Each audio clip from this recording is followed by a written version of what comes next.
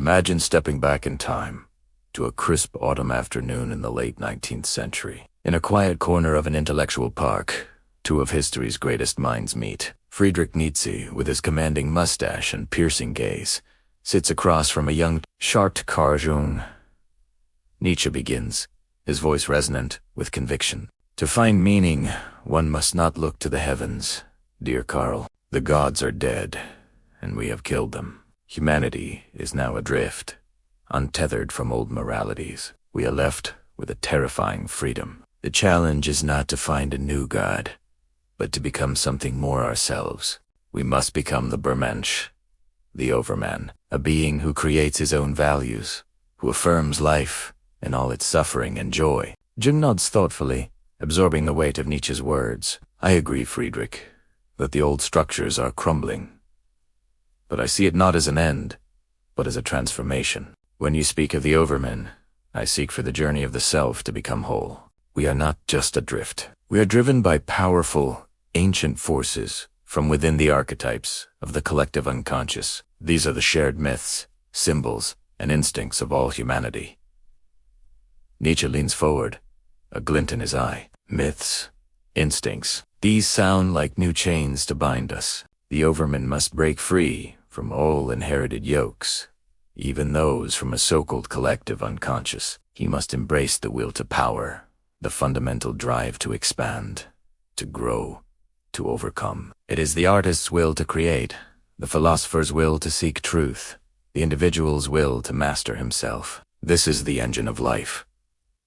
Jung counters gently, but this will to power, if not integrated with the whole psyche, can become destructive. It can become the shadow, the repressed, darker side of our nature that we refuse to acknowledge. True strength, true mastery, doesn't come from just conquering, but from confronting and integrating this shadow. We must bring the unconscious into the light of consciousness.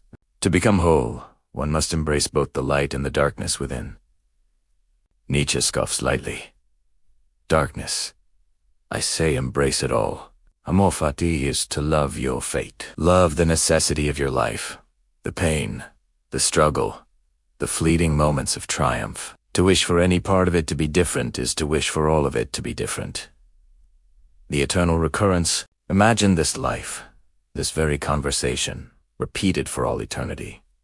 Would you despair, or would you dance? The overman dances.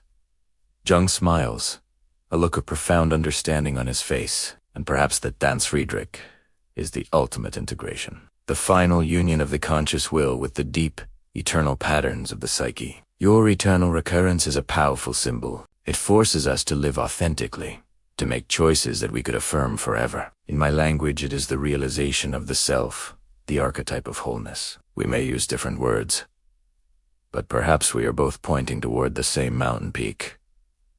Nietzsche pauses, stroking his mustache as he considers Jung's point.